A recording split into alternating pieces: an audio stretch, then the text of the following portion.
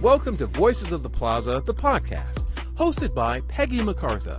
This is where we amplify stories of empowerment, innovation, and success from the heart of the global business plaza. Each week, Peggy introduces us to one of the creative business people, entrepreneurs, and industry experts who are shaping their fields and redefining success. Together, we'll explore unique journeys, highlight remarkable expertise, and uncover the inspiration behind their success.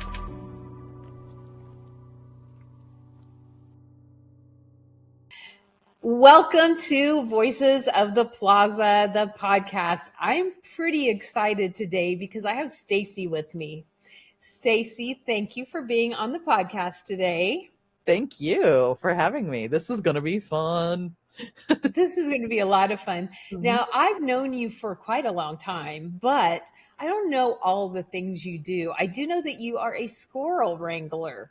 So give us a little bit about what you do. Let's just start there. I'll give you the kind of the canned intro and then break it down. So my name's Stacy Braiuca. I'm in Kansas City, Missouri, in the heartland. And I am known as the squirrel wrangler because I guide humans to wrangle their inner squirrels of limiting beliefs, negative emotions, and self-doubt, so that they can live in peace and enjoy. So it's helping you wrangle the stuff up here, whether the squirrel, whether it's distracting squirrels or whether it's productivity, whether it is limiting beliefs from when, like, things that happened when you were a kid that follow you around and you keep making the same mistake over and over, expecting to get a different result, and you keep banging your head against the wall and getting a headache. And you're going, why am I getting this headache over and over? I help you find out what is the thing that's happening over and over that's causing the headache. What's underneath it? We go into your unconscious mind and get the things that are underneath everything and get in here and we reprogram it. It's kind of like hacking a website, to be fair. Right. But it's hacking this thing up here and hacking how it works. And once you detach those negative things, it's almost like rebooting your computer and you have fresh room for new things, and it doesn't keep going back and trying to run that old program. Right, because a lot of things we do because we were in a position of survival and it worked for us at that moment. Absolutely. Almost everything. Yeah. But then we grow past that and we want to grow in our lives and our businesses, and we keep doing these old things that we don't need anymore. And we don't know how to throw those in the trash. Basically, we don't know how to do a hard reboot and take the trash out. We don't always know what the thing is, even though we might know, oh, this is the thing that hurt me when I was a kid, and this is what I did about it. And we think we've done the work until you've actually gone in there, and it's like disconnecting that limiting belief or that negative emotion or the baggage, disconnecting it from the memory. While keeping the lessons from the memory and the positive stuff. Because you don't want to just, like, if it was like just as easy as wiping everything out, we'd just, like, I don't know, electrocute everybody and wipe out our shit and start over. And yeah, but that doesn't work. And it's really interesting. The process that's used is called timeline therapy. It's also known as mental emotional release. So it was originally developed by Dr. Tad James, who started Empowerment Inc. and NLP.com.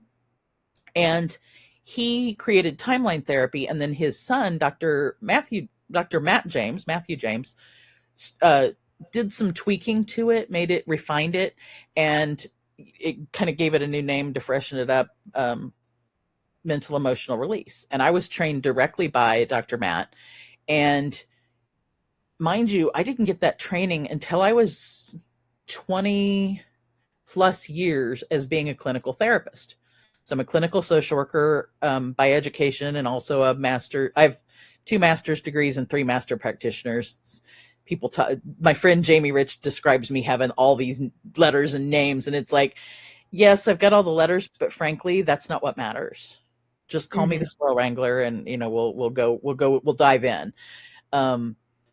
But what matters with those letters is the process, using NLP, neuro linguistic programming, using that emotional release technique, and using hypnosis, I have been able to take clients who I've worked with, a couple of them even I've worked with over the 20 years as a therapist, and have them move farther, faster, and be able to be more of who they want to be, do more of what they really want to do in life, and have the things they want to have. One of my clients was terrified of large group events. Mm. And we did some work like this. And they went to an opening day of a baseball game. You know how big opening days Right. are, especially in certain places. And they had the time of their life. And since then, they've gone on vacation by themselves. They've gone, and while they were there, they were doing all sorts of new things. They just, it's so fun to watch people blossom that way. And so I personally have transitioned from doing therapy, old school, traditional clinical social work. Not that I don't use that same brain. Mm-hmm. Don't get me wrong, because that brain's going to be with me till they put me under. I've gone from that to now developing my own as Squirrel Wrangler. Mm-hmm. And I want to be able to offer it to more people. Mm-hmm. As therapy, I had a very constrained space that I was able to offer things in. And I want to be able to help more people with these things. So. And I think that it's an amazing time that we live in, because we are more aware that we're, I don't want to say missing out, but we're more aware that, like, I think as a whole, we're more aware that there's more available. And why aren't we able to achieve that? And, you know, there's the people that try to do the work, and there are the people that try to blame circumstances and people and, you know, events. Mm-hmm. And then there are the people that really grasp it and get those changes made and see the growth. And I think I think that the time we live in now is different than any other time. I don't think that people were aware that they could make changes. And I think a lot of that is because we're global people now. I mean, the internet has opened us up to see so many different things in real time, where it's like, oh, I just thought it was a me thing. This is just a problem. Oh, I could name so many things that, like, just in the last couple of years, all of that. But very interesting. I just pre-recorded a show yesterday that's going to play out on the 29th of July. And it's for Show Me Your Nuts. Which is your podcast. Hot plug for my live stream show. ShowMeYourNuts.online. And it's on the Breakthrough Show Network. I'll have to plug that too.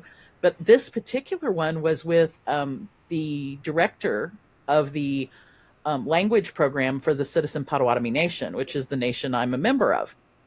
And we went deep in some cool stuff about modern thought and spirituality versus native thought and spirituality, modern life as a native person, modern or traditional life, the connections between the two, and how the language is the threads of the connection. But we also went as far as like mental wellness and how those things are connected. I think this is really a cool time, because we're coming back to not just American Indian people, but indigenous or tribal peoples, which, if you go back far enough, every single one of us is indigenous to somewhere with some kind of group, and we knew these things. Mm-hmm. Our families, our society, our elders, we all knew these things, but then we kind of had to go through this big, long arc of developing tools and developing techniques and developing knowledge, quote unquote, while sometimes some of our wisdom got slipped away. Now we're coming back into combining our knowledge, our book knowledge, our tools, all the way from fire to AI, and don't get me started, all the way from that to that, and then we're combining it all. Those tools that we have help us have more time, so that we can have more time to do this right here, to connect as humans, and to develop more of, to bring back that wisdom to lay on top of the knowledge and the tools and the things we're doing. In other words, we're up leveling as humans. Mm-hmm. Camera just did that. We're up leveling as a planet. And all of the things we're experiencing right now are all because of that. Some of them feel kind of really cruddy for lots of us in lots of different ways. But they're happening for a reason. And I hate to burst everybody's bubble, but there's nobody to blame about anything in your life ever except for yourself. And that sounds harsh as hell, but it's not meant to be harsh. It's we all have made choices since time immemorial. In other words, before we got here, and then now. And Mm-hmm. every choice we make comes with a choices and consequences, rights and responsibilities, and those are all four inextricably connected. But we do it on purpose so that we can learn the lessons we need to learn while we're here in this life, so that we can up level the society, we can up level ourselves. And instead of seeing those lessons and change and those things as hardships, as, oh my God, this is so hard, figuring out how to do whatever, figuring out how to talk to my partner the right way, figuring out how to use a technology, figuring out what I want to be when I grow up, all the things. Or, oh shit, I just messed up. And hopefully I didn't. Words come out of my mouth that have 4 letters. But how to make those choices and decisions and the consequences of them. And we put negative feelings on ourselves over it that we don't need to.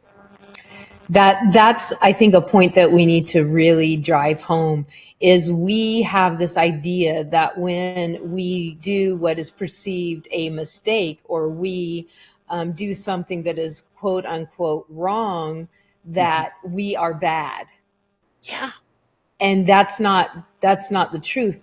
It's, just because if you come to me and say, Peggy, what you did made me really feel crappy, and I'd appreciate if you didn't do it again. Mm-hmm. I can take that one of two ways. I can go, oh my gosh, I'm a terrible friend. I don't deserve to have this friendship. Or I can say, oh my gosh, I totally didn't mean that. Mm-hmm. Let me work on that and change that and see what I can do. And then that is a growth and a positive. And we And look have at that. the growth it makes with the friendship. Yeah, exactly. If done well, communication is the key that bridges our and that goes back to language being the thread, but communication of language, of things, and discussing what is like your definition of word X to my definition of word X. I recently saw a really cool post on LinkedIn about this one word that caused problems for a person. And somebody else was using the word and it triggered the feels. And of course it did. We all have those. Spoiler alert, that was my post. Spoiler alert. But spoiler alert, what I love about your post, oh my gosh, that was the deepest, most introspective post I've read on LinkedIn in a while.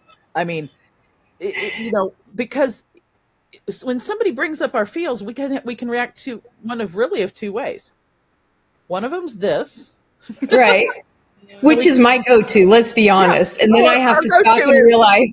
Yeah, our go-to is. Okay, do I want the public to know that's how I reacted, or? Well, but even at that, if you don't worry about the public and all you worry about is, are you authentic to yourself? Mm-hmm. If you're authentic to yourself and that's okay, then it's all right that you do that. It absolutely, see, and that's where it's not just, oh, be good, don't be angry, Peggy, don't rock the boat. That's BS too. That's exactly what we've been talking about. And that post kind of covers some of that you're talking about. You've got to be congruent with yourself. Yeah, because and that goes back to all those hidden things that hold us back, those mindsets, those things, the limiting beliefs. Those limiting beliefs. Because if you're taught as a woman, at least a woman of our age, we're Oh yeah. taught we have to care for everyone. Don't Make get sure angry. that don't get Don't get angry. angry. Don't show emotion. Don't, Yeah. do all this. Boys Perimenopause don't has been cry. such a gift to me. Let me just tell you how much Oh. zero cares. And I'm like, that is so funny. But I think it's a gift. We get it, like, if we don't have it already, I we get it at know around 50 years old. I want every young lady I know to have that gift long before that, long because that was way too before late. it was way too late. It Well, not was too late, because I'm glad so I have it. Don't get me wrong. so many years of like feeling like I had to care for the entire world Yeah. and run a business and And make carry money everybody's stuff. and just think about, this is so funny. I don't carry a purse. I've never carried a purse, and the reason is because I learned a long time ago, if I have a purse, I'm carrying my entire family's crap. Oh, see, and not being, and not having had the and benefit of being a parent, that's a whole nother show. Not ever having had that experience, though I intended for it. I don't have that, because it's very rare that my husband or anybody around me will ask me to carry something in my bag. But for me, I carry it because it's my office, my watercolor studio, my financial whatever, my not makeup kit, but like, just little right. things that you got to have, but eye drops, but whatever. how many of us carry an emotional purse? Oh, 8.2 billion plus or minus however many given people who are on the planet at Yeah, any given we time. carry that Every purse, and one of us. we carry stuff that doesn't belong to us. We carry stuff that we don't need to, and it weighs us down, and it's And we not don't even even know our we have it. stuff. We And we don't don't even even know we know. have it half the time. Uh-uh. People just hand it to us, it drops in, we pick it up and subconsciously put it in And there. sometimes And we put ones together and create our own extra crap, and it like doubles in weight. yeah, and we don't even realize it. Yeah. And so it's funny that I don't carry a physical purse. Also, I'm a Mm. photographer, so I always have a bag, Ah, a yeah. backpack, my You don't camera carry a physical purse, but equipment. you've got that backpack to catch Yeah. that's to capture those magic moments. So, but I don't carry a physical purse, but you do carry that emotional Hmm. purse. Yeah. You do carry all those things for all the people around you and the people that you don't even know that you're carrying it for. So imagine. The people that you don't even think matter to you, but they do, because when you post that social post, oh, how many people looked at it, how many people liked it, oh my gosh, this person that I've never seen or heard of before made a negative comment, this is going to ruin my entire day. I Hmm. mean, seriously. Yeah. And we do that all the time. Can you So imagine what it would feel like to not have, let's call them multiple bags, to take one of right. those and just throw it in the incinerator? Yeah. I've done it. It It feels feels really good, right? amazeballs. Yeah. Prior to November 17th, 2022, besides being a therapist and understanding all of what mental health was, I personally had generalized anxiety disorder. Mm-hmm. On that day in Phoenix, Arizona, it went into remission, and it's still there. I don't remember now what it's like to have that feeling. Mm-hmm. I threw that bag out. I incinerated it. Yeah. I've got a couple of them, and it's just like getting rid of them. And when you get rid of them, the even cooler thing is there are still gifts from throwing that away that I experience every day, and I'll go, oh wow, that's because I got rid of that thing. Or, oh my gosh, how did I carry that around? You don't even realize how heavy and weighty it was until you have gotten rid of it. Yeah. I guess probably kind of like losing weight. I'm not sure, because that one's one I still got to work on that bag, because that bag's there. Oh, see, I have that bag's a yo-yo for me. I have lymphedema, Oh, so oh, weight yours is goes like, up. It yeah, just up and down. Like I can, 50 pounds here, 50 pounds up, 50 pounds down. Like it just, oh, maybe we need yeah, to bottle that, Peggy. You I'm could sell telling it you, to different yeah, people. And that carries Yeah. its own emotional. When you deal with a chronic health condition and chronic pain, Any of us that's a whole other load of, chronic health you know, it is connected. That's it's the other thing we completely talked about connected. yesterday, of physical health, mental health, spiritual health, It's all the same thing. social health. It's all the same thing. And our Every ancestors May, knew I that. have a flare up in my health. And it dawned on me a couple of years ago. I was like, that's weird. Last May, I had a flare up. Oh, wait, let's talk about what happened in May and, kind of unpack some of that. And it was like, oh, wow. So now, prior to May, I start preparing, like, okay, how am I going to work through these emotions and not allow stress to, pile up, and grief and all of Nice. these things. And, it's like So with most have you things had in a my May life, since it's then? a journey. What's that? Have you experienced May since doing that? Yeah, I have. And it's gradually, the last 2 Mays have been better and better. And I didn't have like a huge health flare up this May like I normally do. Yay. Normally my legs swell, and because I had, lymphedema, and that's one of the ways that it flares. Oh yeah. And so, it's a journey. I haven't reached perfection yet. And Whatever that is. that's why I use the word remission with my Yeah. anxiety disorder. And as a therapist, I'd never heard anybody describe a mental health disorder going into remission. I liked that. When you said that, I was like, ooh, that's powerful. At first, I was thinking, I can't use the word cure because I know it's not cured. Right. Well, no, I can't use the word cure because I can't prove that it's cured. And I don't like using the word recovery because it's not, recovery's gotten a bad rap, and that's a whole different show.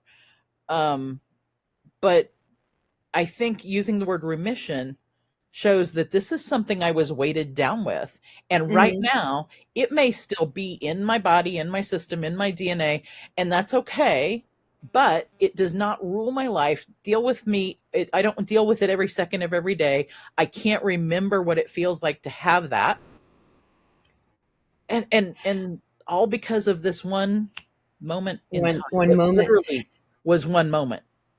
And I think the way we say things and the words we use are so important.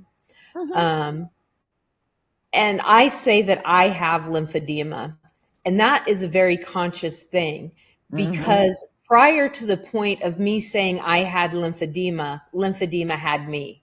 It totally controlled my life. And I've had people say, well, you shouldn't say you have it, blah, blah, blah. And it's like, but I do, because it's mine. And anything that's mine, I have control over, and I make the decisions. And it sets me in a place where I have a little bit more control, and I don't feel as helpless and hopeless. And so by saying like, hey, yeah, I still may have anxiety, but it's in remission. In other words, I have it in check. Right. I've done the And work. you have the thing, but it's not ruling your life, because the other, and it also comes from, in my journey as a therapist, when I started, there were people that, oh, well, they're they talk about clients as if, oh, well, that person's a bipolar, or that's a borderline, or that's a schizophrenic. No, it's not their identity. No. Their identity is that's a human being that is challenged with XYZ symptoms of XYZ diagnosis. Not even that somebody, I even have mixed feelings anymore about diagnoses as labels and whether we should take them on. And I have significant issues with the verbiage of neurodivergence. I actually talked about that on the show this week. So if you want to see it, it's the show with Simon Messmer about Mental Health America. And we talked a little bit about stigmas and about words and those labels like that. Because I think the labels can do harm. So in our society, in the medical field or anything related, you have to have labels in order to have financial coverage. And that's where I've started getting really upset at it. Yeah, okay, I have to do this. And I used to do it for that reason. Now I do it, but I do it very reluctantly. Mm-hmm. My client is a human that's dealing with some symptoms over here, some symptoms over here, some over here, and they are all impacting their life. I want to deal with where that client is, where they Mm-hmm. start their day, not just where I started with them 6 months ago, but where are they at right this minute? Mm-hmm. What are they dealing with? And how can I take them from point A to point B and have them throw out those bags so that they don't have to worry about having a diagnosis on the books that's something. Right. I have the And opportunity even to get rid of and they not even, can you imagine if you could like get rid of saying or that lymphedema is something you're mm-hmm. carrying, even if there's something there. Can you imagine if you could just like you really don't even think about it anymore? You don't deal with Right. it. And Right. that by making that decision, your unconscious mind and your body work together to help get rid of the majority of it. Right. No, I believe and these are things where, I feel like it's so important to identify and figure out and Mhm. work on the root cause, not just Yeah. the symptoms, because, lymphedema is a symptom of a root cause. Oh yeah. Whatever it is, asthma, whatever, ADHD, whatever label you want to identify with or have been identified with, it is a symptom of a root cause. And Well, and just as a disclaimer, I want to make sure and disclaim that no, I am not a medical doctor. I don't play one on TV. I'm not even, well, I don't know. I've probably been on TV, but anyway, I don't play one on TV. I'm not, and we are not I giving am a medical clinician. advice or I am, mental. yeah, none of this is medical advice. None of it's even mental health clinical advice because, um, it's, and I think things like that are always between the individual human and the provider they choose. Mm-hmm. Whether that's a traditional provider, like, and when I say traditional, I mean indigenous, or whether that's a Western medicine provider, or whether it's both and they make them work together. Because I Mm-hmm. guarantee if you're my Western medicine doctor and I have a traditional healer and you don't work together, then I'm not working with you. And that's my choice, and that's my choice only. Mm-hmm. And here's something that I realized many years ago, is I was brought up, like most of us, to think that whatever my doctor said that was it. Oh, yeah. And after my doctor almost killed me multiple times and got me addicted to, you know, drugs, that I Oh, had to figure out, how to get off of these pain medicines yeah. myself. That's when I realized, oh, this is not actually like just because a doctor says something to you, this is a collaboration. This is actually my body and my Right. choice. I'm the one that lives in I'm this. the one that lives here. I know more about my body than anybody. Do I go to a doctor? Yes. Do I like to hear his opinion about what's going Or on in her. my body or her? I have a male doctor. That's why I think I just Yeah. naturally said that. And I know, Um, yeah. but and that's a whole long story why I have a male doctor that I actually like, which is, as you Well, can and imagine, but is I a think you long bring it story. back to it has to be the But provider that you like. it There has has to to be be a a provider relationship. that listens and Hmm. understands that and it took a long time to find a doctor that realized that I don't think he's God, and I don't think you know everything about my body. And just because that test said something, let's run a different test and see why that test says that. Like, Right. let's, because we are like, our bodies are incredible. Like Oh when yeah. you get cut, it automatically begins to heal itself. I Yep. have lymphedema, which means my lymphatic system doesn't work properly. But you know what? My body's like figures out workarounds. Like, how can I keep her on earth having this earth experience, even though Yeah. mechanically we're not all the way, at Mhm. 100%. Like, that's fascinating. It's Oh, I have a fascinating. yeah, my story though with that one, and I don't know how many people know this one about me, but I wasn't supposed to live 24 hours when I was born. Wow. See, it's fascinating how our And bodies are I'm like, gonna be 5.7 version 5.7 in a couple months. oh, you Happy know? birthday. Yeah. Yeah, I know people having birthday parties around anymore. I mean, maybe I shouldn't let it loose as to when mine Oh, yeah. Well, not that yeah, it's hard to find. But I think it I is. It's mean, amazing. there is a chance that somebody may convert a go brunch room to a birthday party room without your knowledge, but Oh, that's right. it I've could got to make happen. sure yeah. Um, So, so do I give, tell me. I mean, we could talk forever, clearly, well, but tell me, tell me about your business because you know you do have a lot of letters after your name, mhm. and you've done all of that. But what are you passionate about? Like, Oh, what made you like, hey, this is great. I have all these certificates and degrees and I have all these things, yeah. but I really want, what is that? What is that passion? It is, well, for one, I think having had the experience of that transfer, those transformational experiences, because it's not just one, um it's string of them. And the things that I know now that I didn't know before, um I want other people to have that experience. But also, one of the other things that I love that's not really directly in my business, but if you're around me, you're going to get a taste of this, is helping people decrease their anxiety about technology and tools so that they can use the things to increase their productivity so that they have more time again to do this, so they can build relationships to level up, right? And that started by watching my grandpa when he had a stroke. He had lost the sight of one side, and he was starting to get depressed. He was in a wheelchair. He had previously been very social, active at the church, doing, he'd do lots of, work, on things for them and this and that. Handiwork. He'd always was in the basement building stuff, yard work, garden, all the things.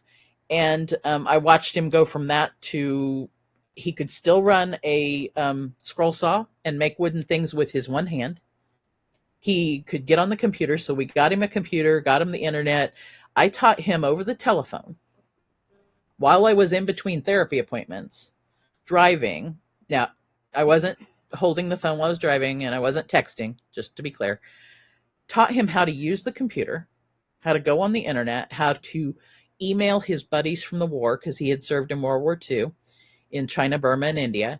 He henpecked out his story about that experience and put graphics in it. I taught him how to scan pictures in and and we've got the documents that he put together.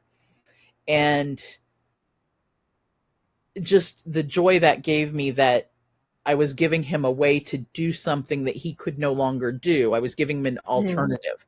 I think Mm-hmm. I like helping people kind of change their mindset and find the alternatives. When, and I don't know, does it go back to me being argumentative as a child, where if somebody said X, I would say Y automatically, or they said black, I would say white, and I'd argue, and instead of becoming a lawyer and arguing those things that way and making money and being able to be retired right now, choices and decisions. That one, yeah. I was supposed to be an engineer out of high school, and that's what I should have done. But yeah, I went the route that didn't make any money. Helping people problem solve and Yeah. find that alternative, not just so that I'm helping them see the other side of something. Because it may be that I very well agree with them on where they're at, but I also see the other pieces. It's helping them be able to Mm. expand the way they look at things so that they can make other decisions later that they're more integrated to themselves. Help them find, who am I as Stacy on this planet in this life, and what is it that brings me joy to do, and how can I do more of that? The more people I can help lead on that journey, the better. So, I just want to say one thing, just because we've been talking a lot about mindsets.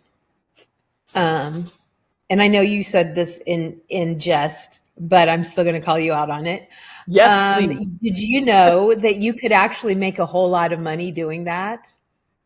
Because what you offer is so valuable. And that's the thing that a lot of us think. Well, if we don't do what society says is the right path, like an engineer or an attorney or, all of that, then, well, we chose to be creative and we chose to do what we're passionate about. So therefore, we're a starving artist. And that Yeah. right there Yep. is one of the things that I will scream from the mountaintops forever. And that is a terrible mindset. And here's why: because if more people were doing what they were passionate about, helping society, we would not live in the society we live in today. Yep. And I think that everybody that does what they're passionate about can make a very good living and make money doing what they're passionate about. And so that is my passion, is to tell people that they you can called me out actually on make that. money. I love that you called me out on that for two reasons. Number one, we've kind of had some of this discussion, and what you're seeing right now are vestiges of what's left of that mindset. Because that mindset I definitely had from the time I was a baby social worker up through probably, I actually broke through it. That was my first breakthrough, that was in the November of 22 also. So I'm not very far out from having to where I really realized that, no, I am valuable. I can do this, the imposter syndrome, all of those things.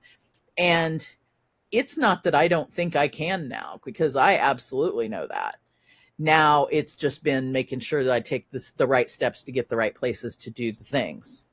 Because I absolutely, but if you had met me, and one of our friends has known me long enough that she knew me before this, and she knew the other Stacy, and she'll tell you also that my mindset then, I was stuck. I was so stuck. So many of us are. And I mean, And we I don't can point it out in you. I can point it out on you, in you, but you can turn around and point out things that, are residual evil minds, evil mindsets self, harmful. because They're harmful we're to us. harmful. And, but that's the fun thing about growing, is we get to do it, and we can do it together. And I love that we get to do this together. I love that we do it together, because you know where you and I do that together? Hashtag what? This is our go brunch. Our go brunch. Hashtag this is, and I love, because we're together. I love that we discovered this platform that we can build our business on, we can build a community in, and we can really grow. And I love that. I've adopted new family members there. I literally, yeah. And so tell me, since we brought up Go Brunch, let's go there. Tell me how you feel about having your business on Go Brunch, and tell me how you feel about being in the Global Business Plaza. Oh, well, the Go Brunch part, the simple part of that story is I am have finally left this other well-known video meeting platform. And I finally moved everything out of there. I will not be going back. Yay!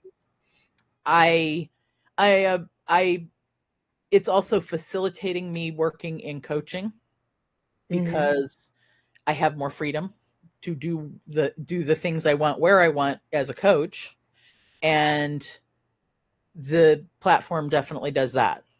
I mean, I spend my work day, quote unquote, whatever that is as an entrepreneur.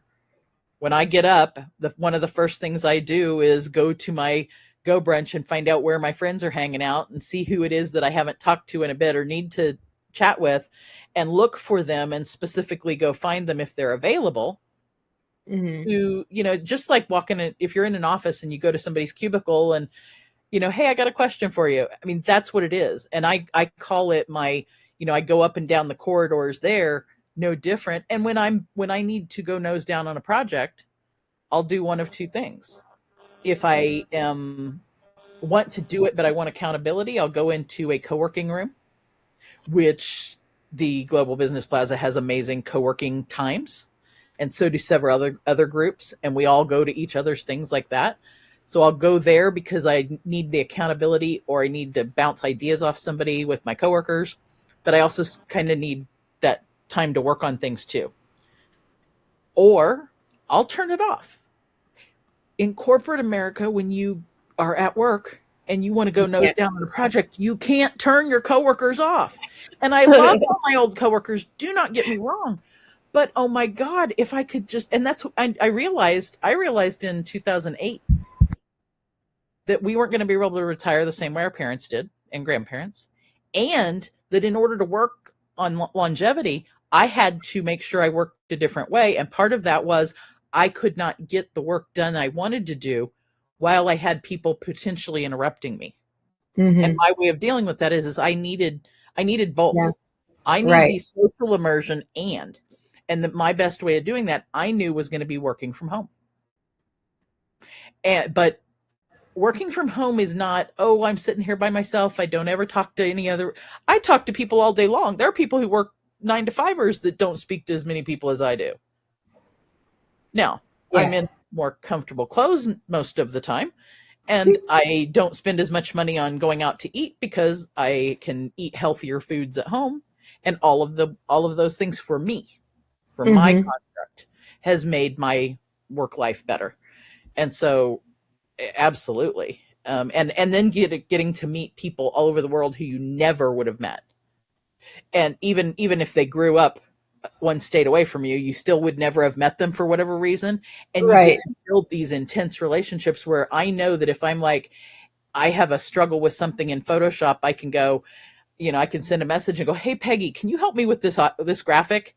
And boom, all of a sudden later I get the best. Yeah, and 20 minutes later it's done. Yeah, exactly. And then if you knew, that you could get a hold of me and go, hey, what was the name of that tool you were talking about the other day? Would it work for such and such that I have? And that's what I like, because that's my, like, I'm the geek girl in me loves to play with the new toys, figure out what they do, figure out how they can help somebody now, and figure out what are we going to be doing with them in 20 years. 20 years ago, I saw this right here. I saw Zoom and telehealth and all of the things, and it took a damn pandemic to bring it out for society to listen to me, because my coworkers, especially in my fields, looked at me like in social work and public health, looked at me like I had 3 heads and said, we're never going to be doing that. And I'm like, we should. Well, the tools were already there. 2001, the tools were there. And so, but then I realized, and I was mad about it before, you can tell there's some passion there. I'm not mad about it anymore, but I can look at a tool like AI or whatever and see, what is it? Can we use it for now? What does it work for Peggy specifically, or for Peggy and Jamie and Henry, and who, like, what could they use it for as a group? Or what is it going to be used? What is this potentially going to look like for us in 20 years? And I don't like, not just the fear mongering. The fear mongering doesn't move us. It doesn't move the needle. The fear mongering keeps us in fear about the thing so that we don't move forward. The what if we could use it for this, this, or this puts us in creative mode, change mode, and moves us forward mode. Yeah. And I'm all about the forward motion in that. So. Yes. Which is what I think also. Meeting people in the Global Business Plaza, because Global Business Plaza is not just networking. No. It's networking with purpose. It's doing co-working sessions together. It's creating true connections between each other. It's sharing events that you have, sharing articles that you're writing. It's a business hub. It's a hub. Yeah. It's kind of like the virtual places people work in, like the little hubs that finally got built, and this is that, but virtually. We have a shared boardroom. We could have a shared, we have a shared bulletin board with, who's doing what. When somebody shares an article, somebody else shares their stuff out. It's, I can't even describe the thing with words entirely. But I know that I have enjoyed it. I know I'm going to get myself in the hot seat one day and put my my Go Brunch rooms up for analysis, and what's the word? Not just analysis, but analysis and suggestion and idea Feedback. Yeah. feedback. And I'm all kinds of ready for that. You know, uh, so yeah, I love it. I Well, am grateful to you for it. I am excited that you spent this time telling us about your geniusness. And I want to encourage everyone to go to theglobalbusinessplaza.com and find Stacy, schedule an appointment, get to know her. Also, make sure that you watch Show Us Your Nuts. Show Me Your Nuts? Show me your Is that nuts. the name?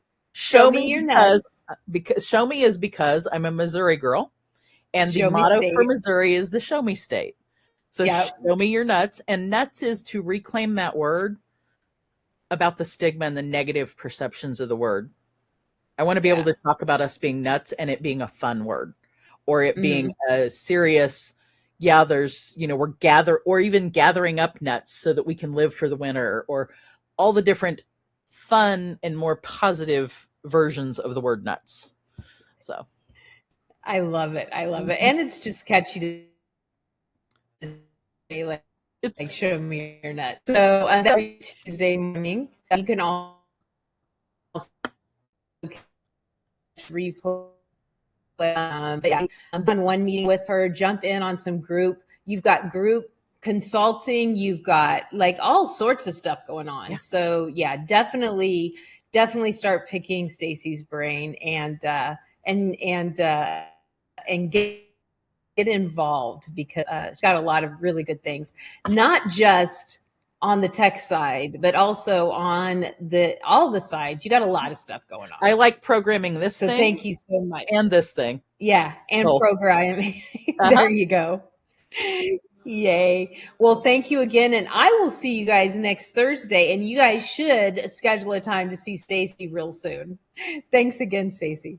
Thank you.